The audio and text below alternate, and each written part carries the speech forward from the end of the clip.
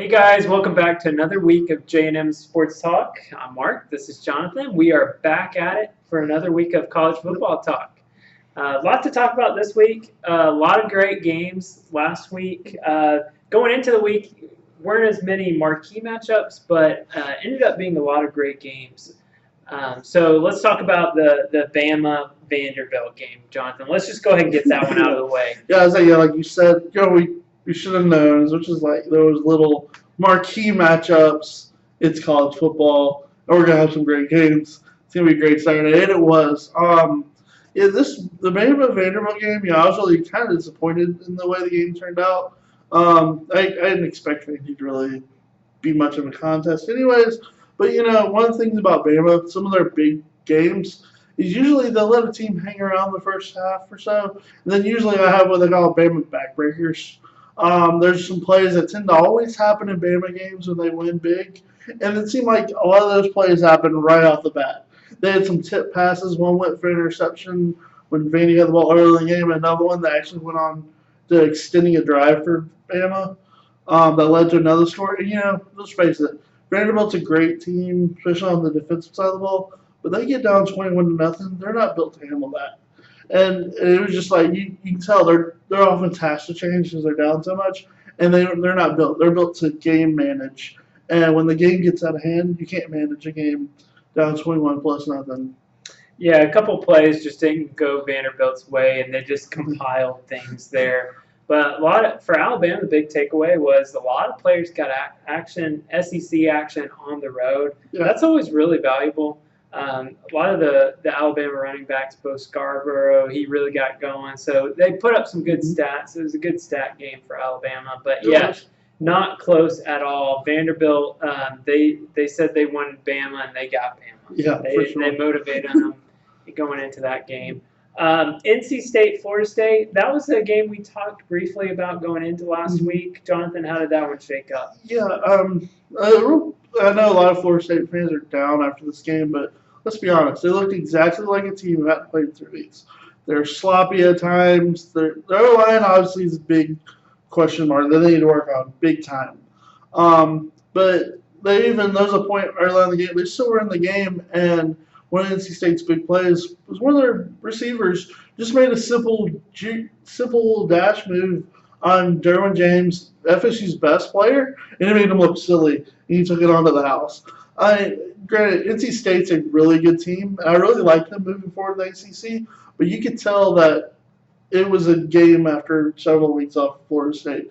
They definitely were not crisp in that game. So I like them. But one bright spot I thought was their quarterback, James Wagner. Yeah, he had a good game. He went 22 for 38. He had 278 yards and a touchdown. He didn't throw an interception, but you can tell he was a true freshman at times. He has the skill there, but he wasn't making always the best decisions.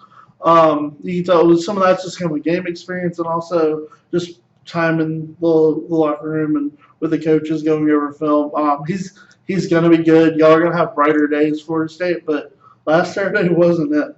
Yeah, the biggest disappointment in that game for me was actually Florida State's defense. I mean, they had this great defense going in.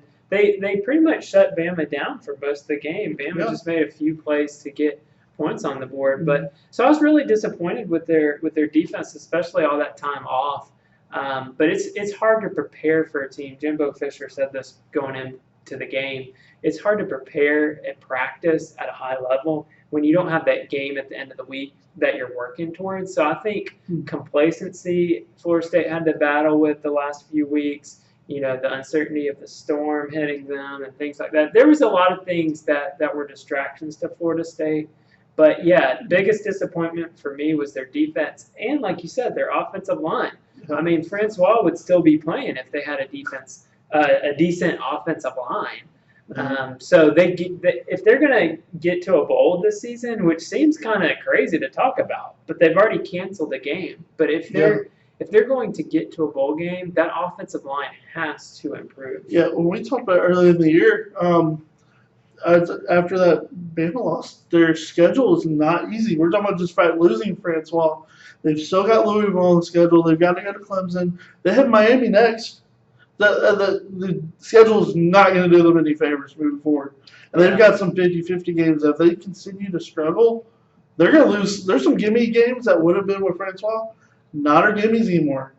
They might. I think they have Louisiana Monroe on the schedule. That might be should win, but where's those W's in a common game ball? It's not looking good for them. All right, so bad news for Florida State with that loss against NC State. Yep.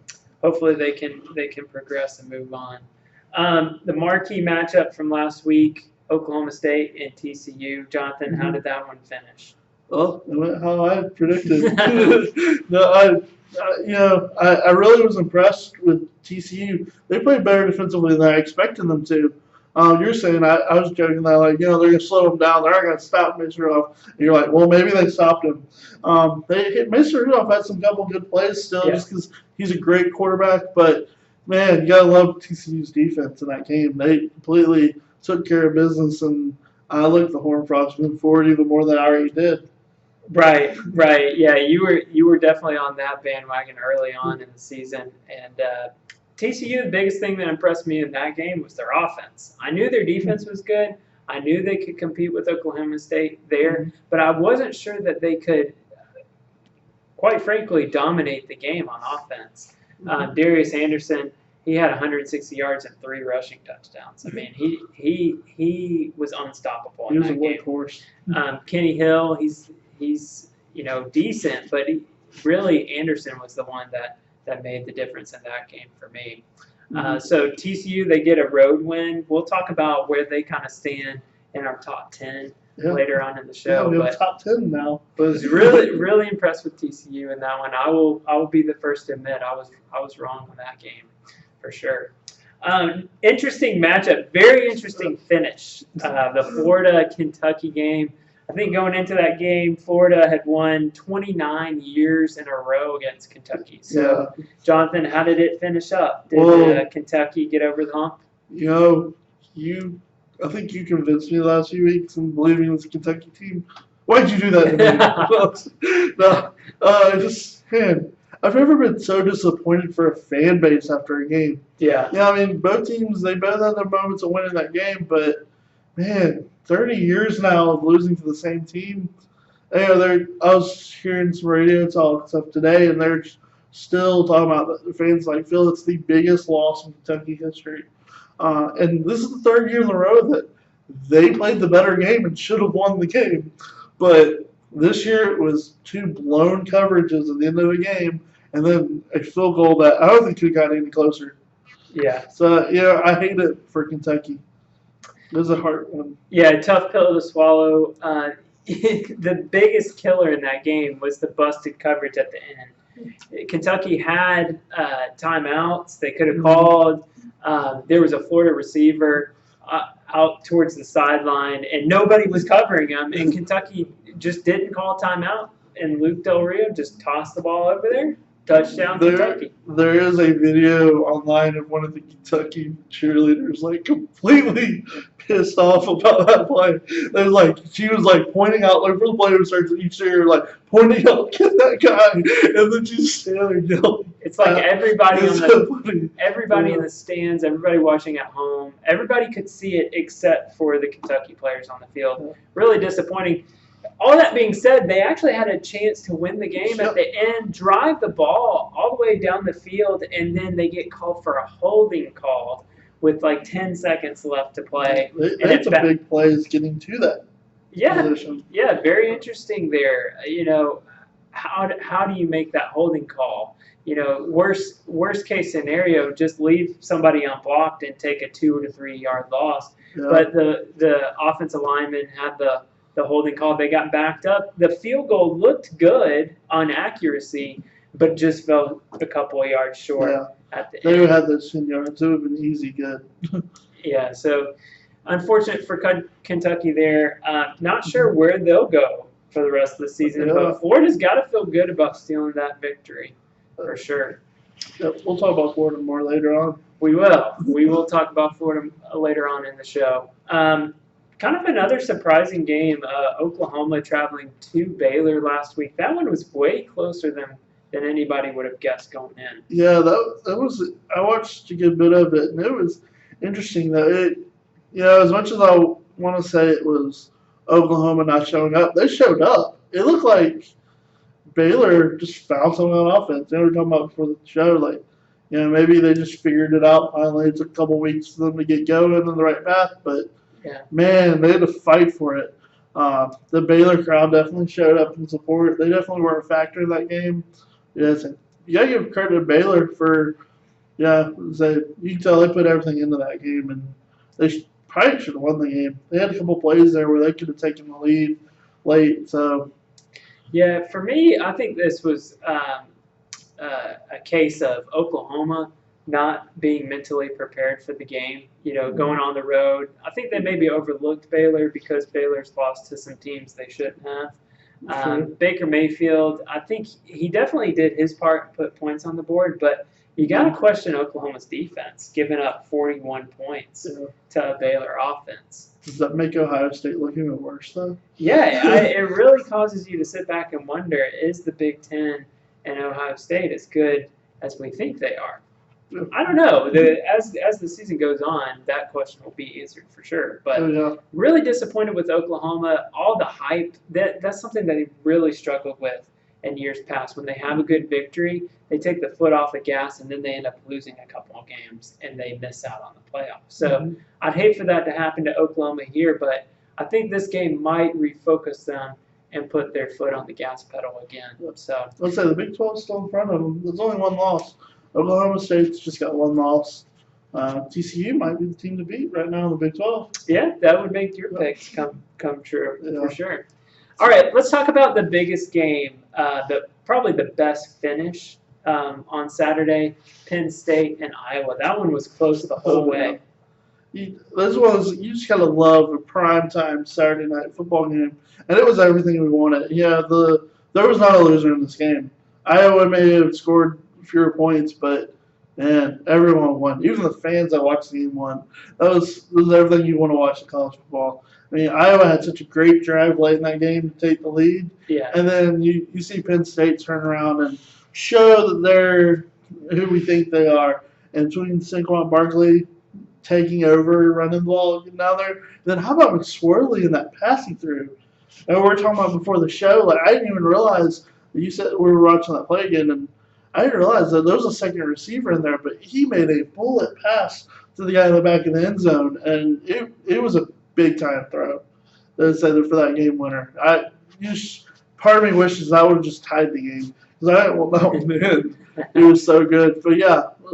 How do you think it went? Yeah, definitely kind of a surprising finish. Early on, it reminded me of that Michigan-Iowa game from last year where Iowa ended up beating Michigan. And that was the huge reason why Michigan didn't go to the playoff. Yeah. Was because of that loss late in the season to Iowa. So it reminded me of that game.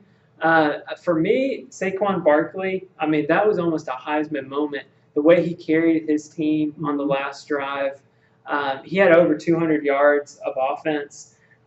He just really carried his team, and I think it was more of a Heisman moment. A lot of the voters look for those type of games, and you got to give credit to Penn State. I mean, great teams. There's always one or two games within a season that it's just tough, and they have to fight and they have to win a close game. So that might be the game for Penn State. And you say Heisman moment. We could even say that throw from the Swirly was too. They tend to not always give it to the best player on that team, but one of the top players. And, sometimes the QB or the running back, it's not. Well, it could be either or.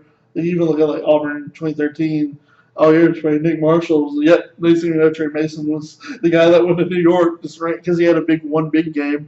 But, yeah, it could easily be a Heisman moment for either team. And, you talk about the Iowa-Michigan game last year.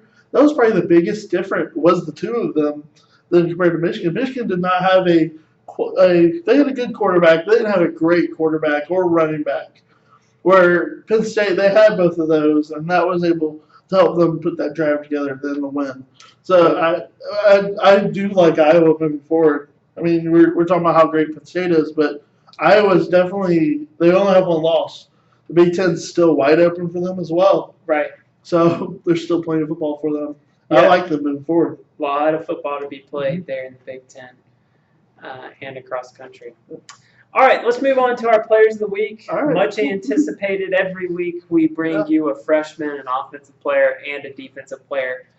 So, Jonathan, for me, my freshman of the week has to go to Kellen Mond. Okay. Kellen Mond, the quarterback at Texas A&M, he won the job there, the backup job. You know, early on in the season when he came in against UCLA after an injury to the starter, he wasn't expecting to play. You could tell. Yeah. But over the last few weeks, he has slowly gained momentum. He's slowly gotten his feet under him. He's making plays with his legs. He's making plays with his arms. In this particular game, he was a huge part of them winning that game. Oh, yeah. He had over Sure. 200 yards passing, over 100 yards rushing. Should have had 3 touchdowns. One incorrectly got called out of bounds. So Luckily, that didn't hurt. Ended up costing them the game.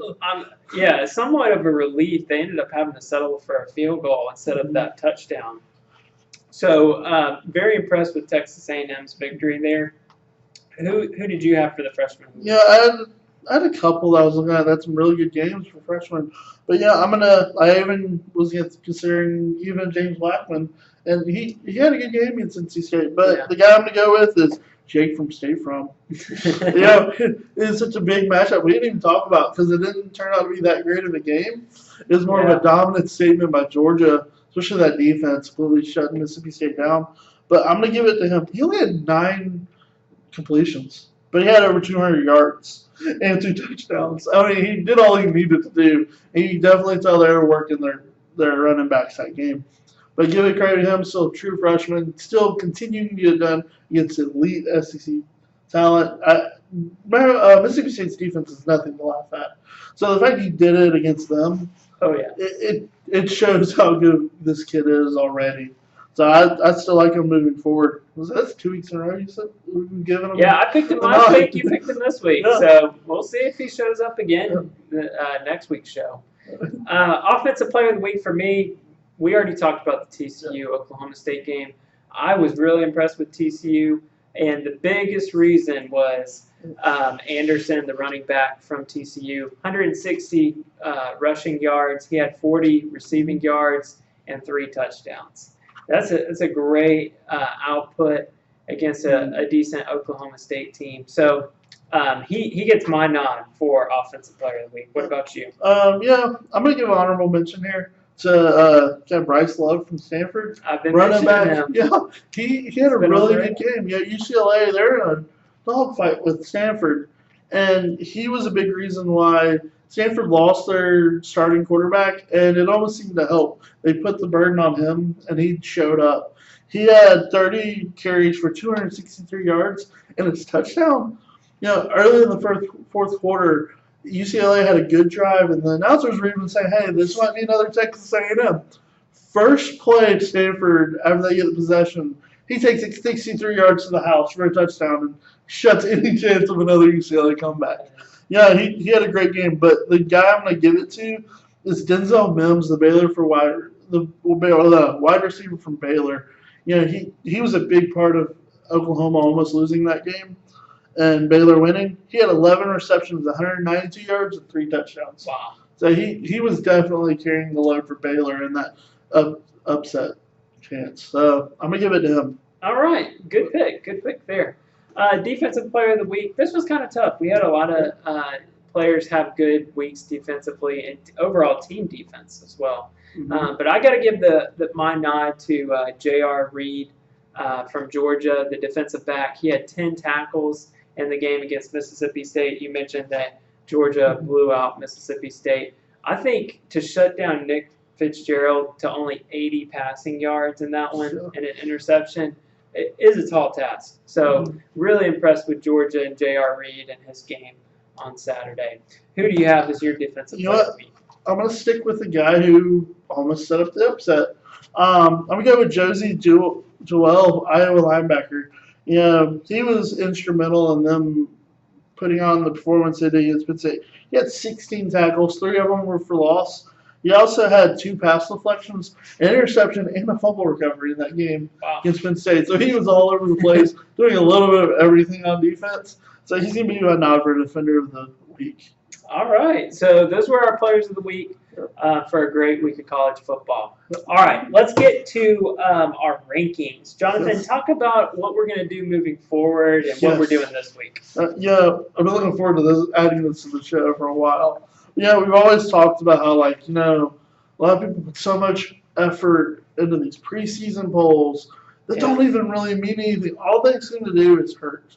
I've not seen a preseason poll that's helped any team ever because it sets such high expectations for teams that probably have high expectations, but then they set up situations where, like, you can look at Texas A&M, where a team's expected to do really well, and early on they don't, and yet all of a sudden you have a coach about to get fired over the fact 20-year-olds aren't doing what they're supposed to do. I mean, it's unfortunate that it get there. Backwards. Yeah, so what we decided to do is, you know what? Let's not do rankings or anything for a couple weeks. Let's let the season get started, and then let's take every week and as if the season ended today, who do we think are the 10 best teams in the country as of today, based on what we see on the field in some case, what they've done on the field, as well as what we think their potential is compared to some other teams. So with that being said, Mark, who's your 10 through 5? Okay, we're going to start out doing 10 through 5. So, Little Number- suspense. yeah, a little bit of suspense here. Virginia Tech, I have them as a surprise entry into the top 10. I think they have a huge game against Clemson. We'll find out more about them, but I was impressed with their first win against West Virginia. And they've had 2 shutouts this season. Bud Foster really has that defense going. So Virginia Tech at 10. Okay. Wisconsin is the measure of consistency in college football. They always bring a good defense. They've got a good running game, and if they have a quarterback that can make a couple plays, you're talking about one of the top teams in the country. So I've got them at 9. Coming in at 8, I've got Washington.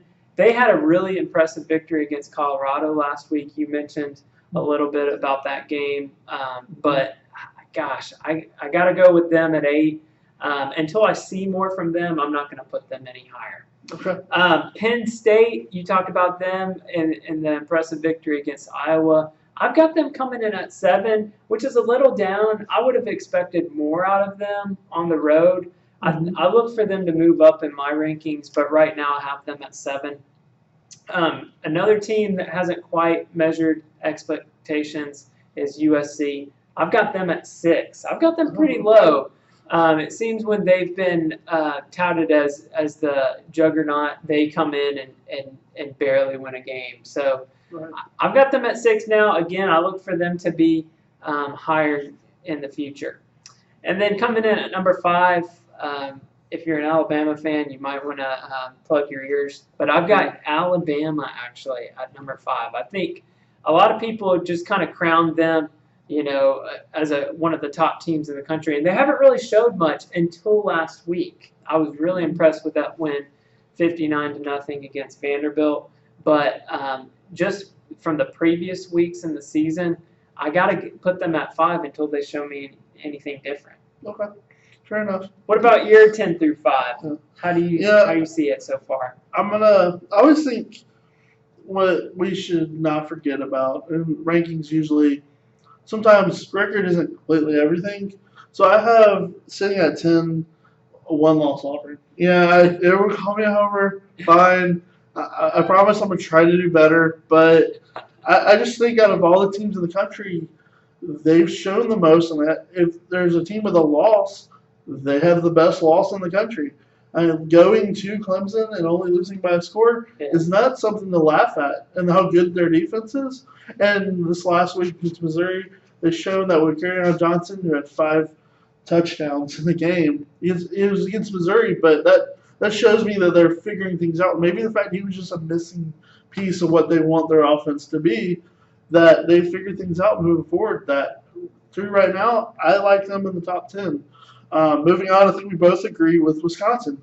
Not only it's funny you talk about like just consistency. In fact, they sit in number 9 and they were on a bye this week. They didn't even play this week, and we still think highly of them. Yep. At number 8, I have TCU. I really love this team. I like them moving forward. They have some great opportunities to move forward, but like right now, Maybe this is some of the fact I just don't want to like crown my own achievement in a sense. I want them to earn it a little more for me to get credit for it. But I've got them at 8. They're gonna have a great opportunity in coming weeks against West Virginia. Yep. So them winning that game would definitely jump them up even higher. Even though I was even impressed how well they played against Oklahoma State.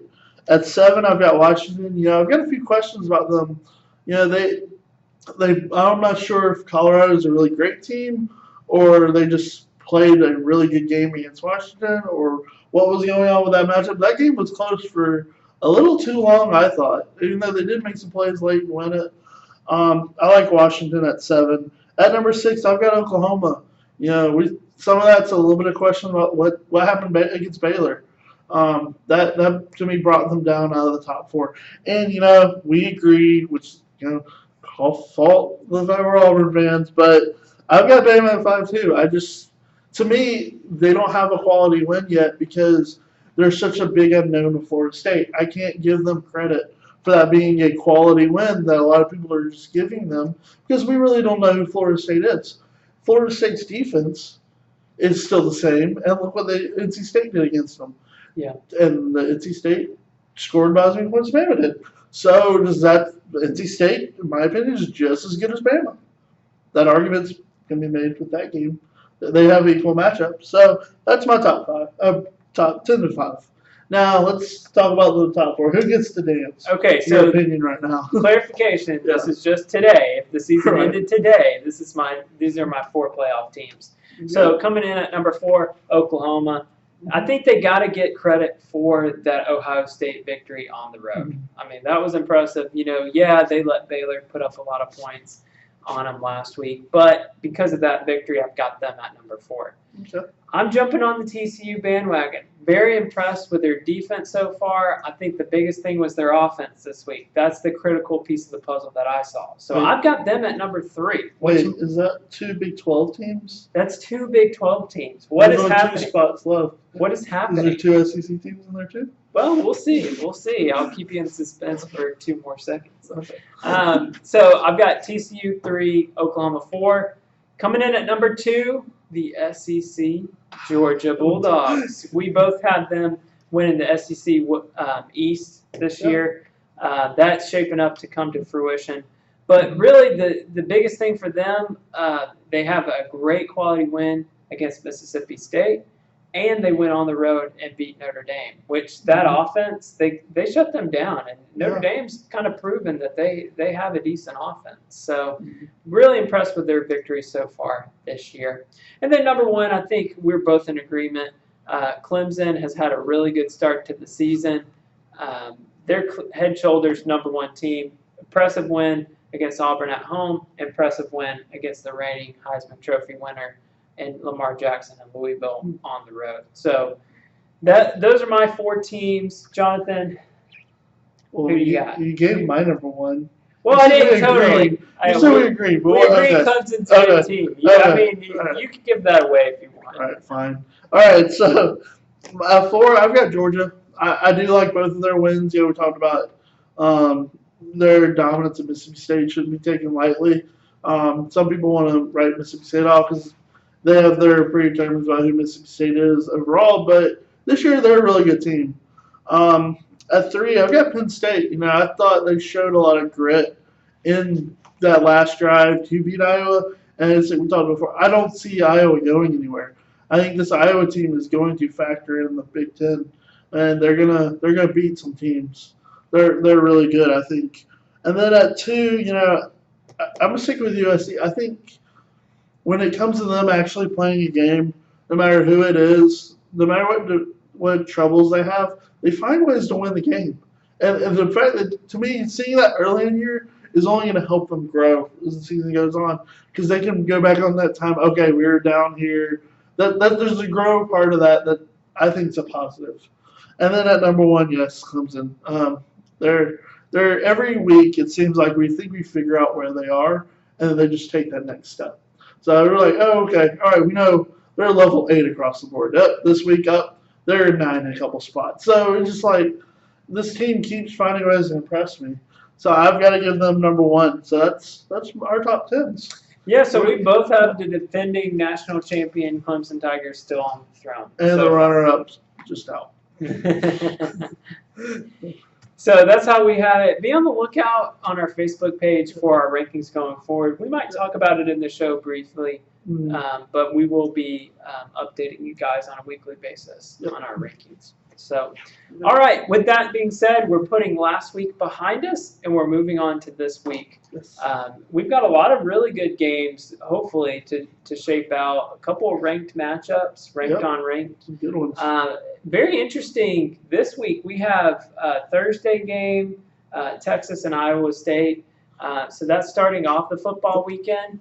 And then we have a couple of good Friday games as well, one of which we're going to pick now. So USC, the number 5 team, going to Washington State, number 16 team.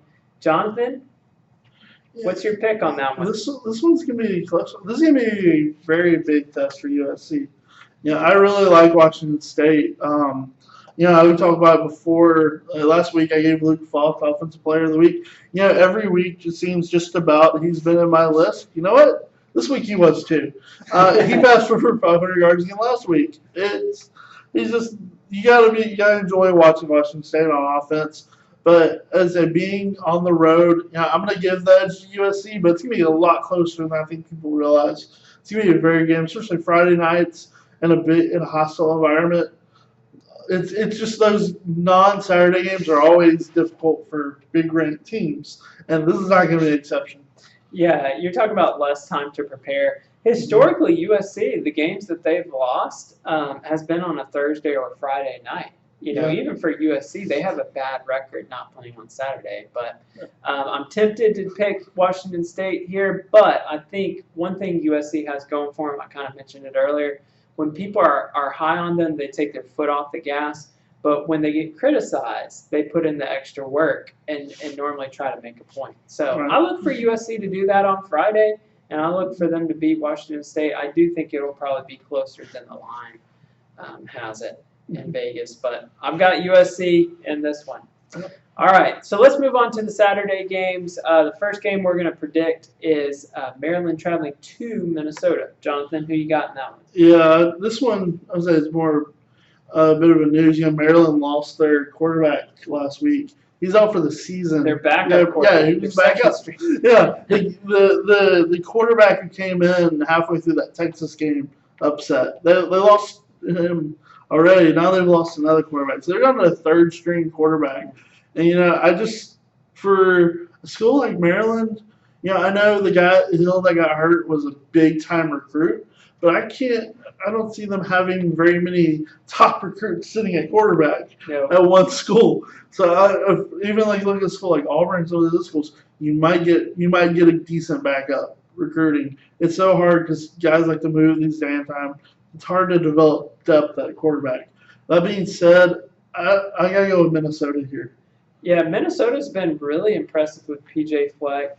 We joke about it that I think he's a good coach and all that. But, Minnesota, they've proven they've played well on the defensive side of the ball and the offensive side of the ball. So I like Minnesota at home in this one. I don't see any reason why Maryland would compete in this one. I think it won't even really be close, just as you described the quarterback situation. So we'll see how Maryland fares the rest of the season. All right, let's move on to the SEC. Vanderbilt, they had a disappointing loss last week against Alabama. Yeah. They go to the Swamp in Gainesville. Jonathan, what you got for this one? This is a weird game to pick. We were talking about first of all, there's news this week that a lot of that stuff that seemed like early last week we mentioned was probably going to happen last week.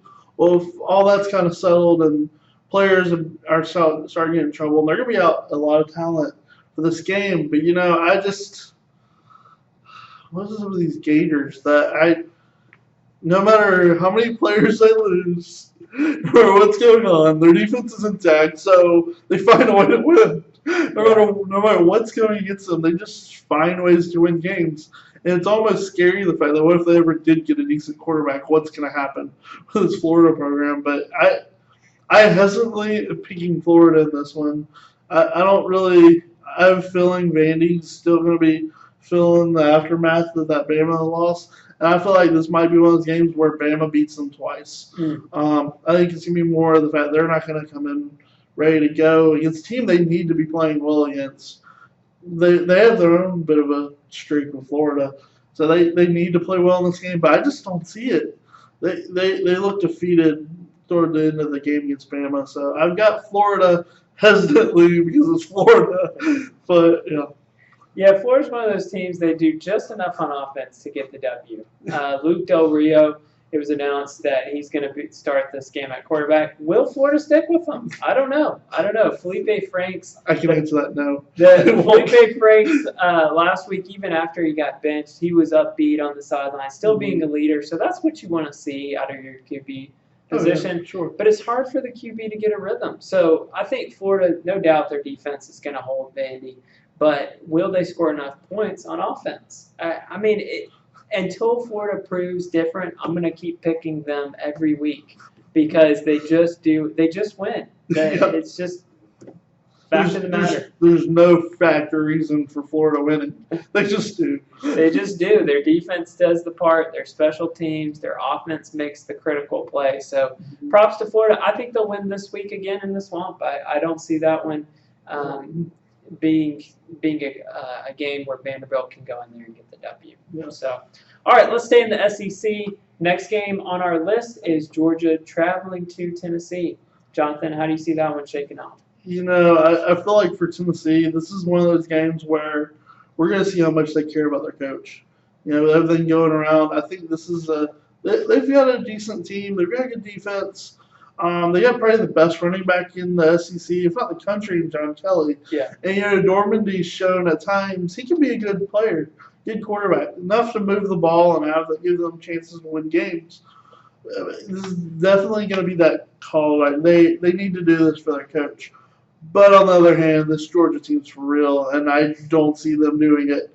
I got Georgia winning this one big. You just can't get over the fact how good Georgia is, especially on the defensive side of the ball. And then you got the running backs running them, and then it makes the job easy for Jake Fromm. So I've got Georgia big. Yeah, Georgia. This is kind of a rivalry game, you would say. So it's interesting. I think it might be a little closer than you might think going in, but Georgia, they have just exceeded expectations this year, even with their quarterback going down. Mm-hmm. So, yeah, I'm with you. I think Fromm will go in there. He's already been on the road and had a big victory, so that's not an issue for them. That's something we haven't really talked about the last few weeks is Georgia's defense. Kirby Smart. He was a huge reason why the Alabama defense was really good the past few years. So him moving over to the head coach position at Georgia has done great things for their defense. So I like Georgia in this game on the road at Tennessee. I think that Butch Jones does have an opportunity to kind of right the ship. We had counted Kevin Sumlin out a few weeks back, and look at what Texas A&M has done. So I think that's possible for Butch Jones, but it has to start this week if it's going to happen, right? Yeah, I think if they do win this game, I think it'd be big enough of a game to save his job. Because I don't see it happening. It's such a mismatch. You would think that this would be a game that could save his job. Yeah, so. Yeah, for sure. Another good game in the SEC. This is a matchup between two ranked teams. Mississippi State traveling to Auburn. Mississippi State coming off that tough loss, 31-3 against Georgia. Traveling to Auburn. Jonathan, I know your heart says one thing, but what does your head say for this game? My head actually says the same. Yeah, when it comes down to it, it's going to be a low score defensively. I think Auburn getting Kerryon Johnson back was a huge deal for them. I don't think people realize as much. Just as those that probably maybe didn't watch that game because it was against Missouri, but you could just see that their offense was back on track a bit. They were able to do what they wanted to do. They took some shots downfield like they said they're going to do, but they were running the ball with a lot more purpose. Where the last few weeks, it seems like they were running the ball just to okay, so we ran the ball, so now we throw again. It seemed like they finally were running with a purpose, and everything's going on. K-Mark got in the game some, ran the ball as well. They gave Petway the night off after bruising him the last few weeks. So as this is injury, he's supposed to be healthy, ready to go for this game too. So I like Auburn in a close one because of the fact it's Jordan Hare. When it comes down to it, it's gonna be a close game. It's gonna be probably similar to the game. Was it 2013? Nate Marshall had that play. They hit the wheel route in the end zone to win the game late. It's probably gonna be a similar game to that. Late score to win the game. I like Auburn at home. Yeah, for Mississippi State, the biggest question is, can they rebound from that loss last week? Right. I mean, just a beatdown in Georgia Stadium. I mean, I don't know. I don't know.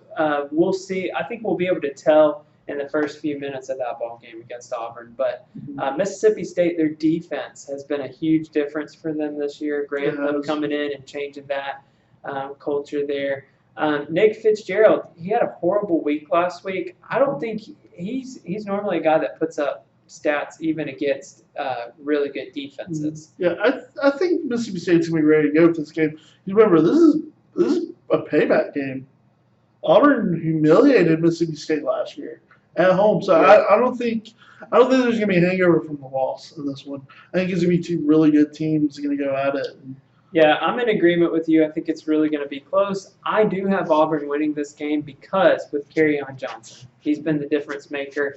Auburn had a complete game against Missouri, defense, special teams, and offense for the first time. They put it all together. So I like Auburn in this game, but wouldn't be surprised if Mississippi State competed in that one and possibly got the victory. But I'm going Auburn. All right, next game is Memphis traveling to Orlando and UCF. Jonathan, I think we differ on this pick. Yeah, I think with this one, I think it's more of the fact we got two teams in two different situations. For one, UCF is just playing with a third game this year. They had some. Game was actually rescheduled because of the storms. Yep. But I really like this Memphis team. The UCLA game was not a fluke. I thought they've got some great talent and athletes on their defense. They move around to the ball. They're exciting to watch. And then you've also got like their quarterback Riley. He's one of the better quarterbacks in their conference. And with all that being said, I like Memphis. They're riding a lot of high, especially since the UCLA win. I like them to continue against a good UCF team. Yeah, I'm actually going the other side. I'm going UCF. Really impressed what they did against Maryland. The biggest thing for me is they have it figured out on offense. Scott Frost, the former offensive coordinator at Oregon, he's brought that over to UCF, and you can see the difference he's made. So I'm going UCF because of their offense in this one. Okay. All right, let's move on to the next game, Oklahoma State and Texas Tech. Yeah, this was another tough one. Last week I was praising Texas Tech, and I gave him Player of the Week. That was the one because he was doing everything you could ask from a quarterback. I really still like OK State, even though they lost to TCU. I think that was a lot more than how good TCU was than OK State being bad. I like OK State to rebound. This is a road game, so it makes it a little tougher, but I like Mason Rudolph to get things back on track, and I like Oklahoma State.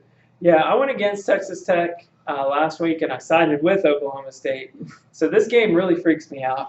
But I'm in agreement with you. I think Mason Rudolph rebounds well, and they do enough to get the victory on the road at Texas Tech. So I'm liking Oklahoma State on this one as well. Okay. All right, this is an interesting game. Northern Illinois traveling to San Diego State. What do you got in that matchup? Yeah, I really like Northern Illinois. They've done some things early. They beat Nebraska. They've got a really good team, but where does San Diego State keep finding these running backs? I don't know. Pipeline. It seems like he was there forever. He was there 3-4 years, constantly the best running back. Like, how are they going to replace him? And then Penny shows up and might be better than Belfry was.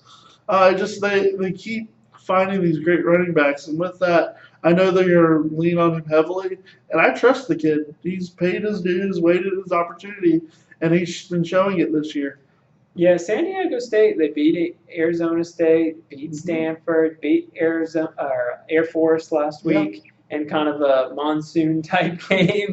They needed Penny to run. Yeah, they definitely needed Penny. It helped to their favor. So I like San Diego State, no question, this game at home against Northern Illinois. Next on our games to pick, Pac-12. Cal traveling to Oregon, Jonathan. Who do you think wins this game? Yeah, I keep every week I look at Cal and they prove me wrong. But yeah, I keep picking against them. But yeah, I like Oregon a little better in this matchup. I mean, much as I've been proven wrong with Cal, I've been proven wrong with Oregon too. So I'm on a little more of the Oregon bandwagon. I like what Diver's done with Oregon. I like them moving forward. I think they have a little more of offense than Cal, so I like them to win this one. Yeah, Cal, they've had some impressive wins this year. They did lose to USC last week, but I'm going Oregon in this game because Oregon's at home and Willie Taggart. I think he's done a good job of turning that offense around there at Oregon. So I'm going Oregon in this one. Sorry, Cal. Prove us wrong again. That's all I can say on that one. Let's stay in the Pac-12. Colorado traveling to UCLA. This was a very difficult game for me to pick. I don't know about you, Jonathan. Who you got in this one? It was just the hard part is you don't know which team you're actually going to get from either one of these. Which are you going to get the fourth quarter against Texas A&M out of UCLA, or the first quarter against Stanford, or with Colorado? Are you get would you have the first half against Washington this week? It was one of those things I was really impressed with Colorado up through half. And that's why I was like, I'm hesitant about the whole where I put Washington in my rankings because of it. But the second half, it was like you saw a team that put their heart and guts out playing with Washington, and that Washington had a few plays there. I just don't know if it was Colorado just doesn't have the depth to keep it going at that pace against a top team like Washington, or if it was just right that it was a mental lapse and they lost it mentally. But with that being said, I've gone with this reason before, but at the end of the day, I guess I have to pick with what I know, and I know at home is always good for a team, and at the end of the day, the better quarterback usually wins. So I'm going to give the nod to Rosen just because of being at home, and he's the better quarterback in the matchup. Yeah, Jonathan convinced me earlier when we were talking about this. I was kind of leaning towards Colorado, but I think because of the experience factor of Rosen being at home, same reasons. UCLA, I think they do just enough to get that victory against Colorado. So, but we'll see. We'll see in that one. That should be a good late matchup in the Pac-12. All right, let's move back to the SEC. There's a couple more games we need to predict there. The first was your SEC East surprise team that their season has kind of been derailed with Debo being hurt, but they're traveling to Texas A&M and College Station. Jonathan, do you have South Carolina in that game? Yeah, my heart says yes because I really still love this team. They fight so hard, especially without Debo, but they're not the same team without him, especially on the offense side of the ball. Yeah. And it seems like every week the worst possible thing that could happen is going to happen. And you know what? And this week it's A&M found an offense and beat Arkansas. They kind of turned the corner in the right direction. So I like A&M, especially being at home, 12th man. And I don't think it's going to be that close, I hate to say. Yeah, a guy that deserves a shout out. We didn't mention him early in the show, but Christian Kirk. He was a huge factor in them winning against Arkansas last week. He had that long return for 100 yards for a touchdown. So I really like Texas A&M. It's funny that Sumlin is now being talked about as a great coach. Like a couple of weeks ago, he was out the door before the season was going to be finished. So I like Texas A&M at home in this game. I like the direction that their team's going with Mond. They might be a factor in the SEC West. They might ruin some seasons, possibly even compete in the West. So I like Texas A&M in that ball game. A game that's not really being talked about, when maybe it should, is the Ole Miss-Alabama game. Jonathan, Ole Miss has really competed with Alabama in the last few seasons. Even beat them a couple times. Yeah. You'll know maybe it's the whole NCAA thing. Ole Miss has been a kind of quiet team all year, it seems. I think because of everything on the NCAA, it's almost like people just don't care about them. I'm not trying to say anything for them in 2 weeks in Auburn. No, not at all. But it just seems like all their games, even that Ole Miss, the game at Cal should have probably been hyped up more than it was. Right. It just seems like, and this is another one that last few years, it's been one of the better games of the year. It's been on. I know it's been the last few years. They do the little top 25 games of the previous year before season starts. It's always been in the top 15. So with that being said, I think that trend may continue this year. Just I feel like this is that game where Ole Miss, they're gonna put everything into this game, and this is gonna be their like last stand. Otherwise, there's so much going on. This season can turn either way, and them having a good showing in this game could turn their season around enough to have them going. Because if they turn on after turn on playing Bama, they'll have to go to Auburn the next week. So they have back-to-back opportunities to try to save their season. So I see them playing their best effort in this game. So don't be surprised if you see them close to halftime in this game, maybe even go into the third quarter, depending on who gets ball first. But at the end of the day, I like Bama to win this one. Yeah, that's a tough draw to go back-to-back road games, Alabama and Auburn. But fact of the matter is, Ole Miss has had 2 weeks to prepare for Alabama.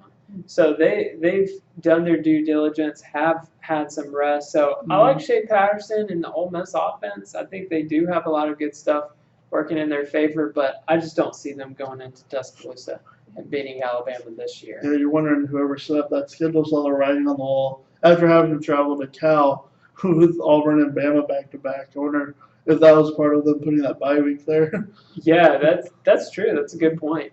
I don't see Ole Miss winning this game, though. I've got Bama. This might be a statement game for Alabama, just the past few years and how close that game has been, and how a thorn in the side of Alabama the last few years. Alabama might take it out on them this year, but we'll see. Ole Miss hasn't called Alabama out yet, so I'm not gonna say that just yet.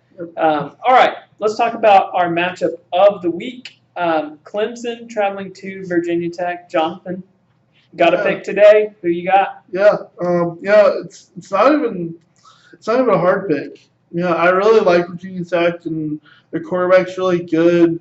They play good defense, but I don't see them matching up well against Clemson even at home. I like Clemson by 2 scores here. I think it might be kept a little closer even the scoreboard because it's at Blacksburg. But like I talked about before, Clemson, they're just special. Every time we turn around, they just turn it up another notch. Every time someone says, "Oh, they can't do this," what's one thing they do that next week? They do that one thing. They make sure they do that one thing that you said they can't do. So I like Clemson here. All right. That's a good pick. Do you hear that? Do you hear that in the background? I think I hear Inner Sandman playing. This game is going to be played in Blacksburg. Inner Sandman.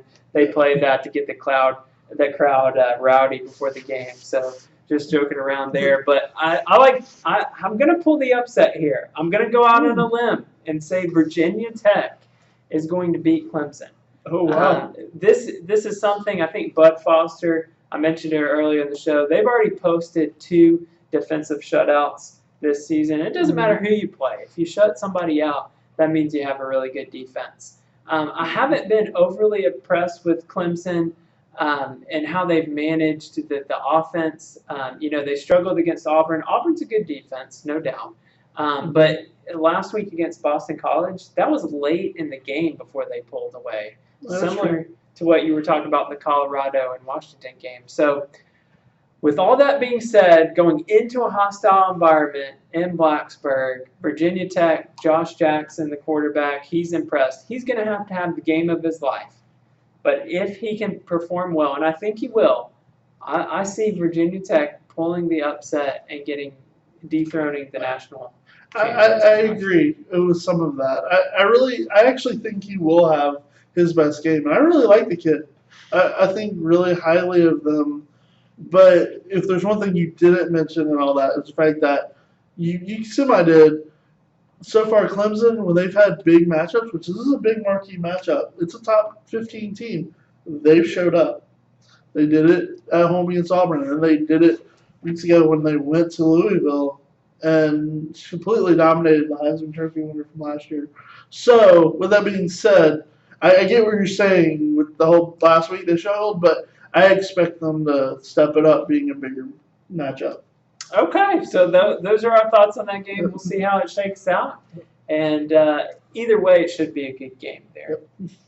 All right, we appreciate you guys watching our show for another week of J&M Sports Talk. We'll be back to recap these games and predict the following weeks, and be on the lookout on our Facebook page after the games for our top 10 for next week. So thank you guys, and we'll talk to you soon. Later.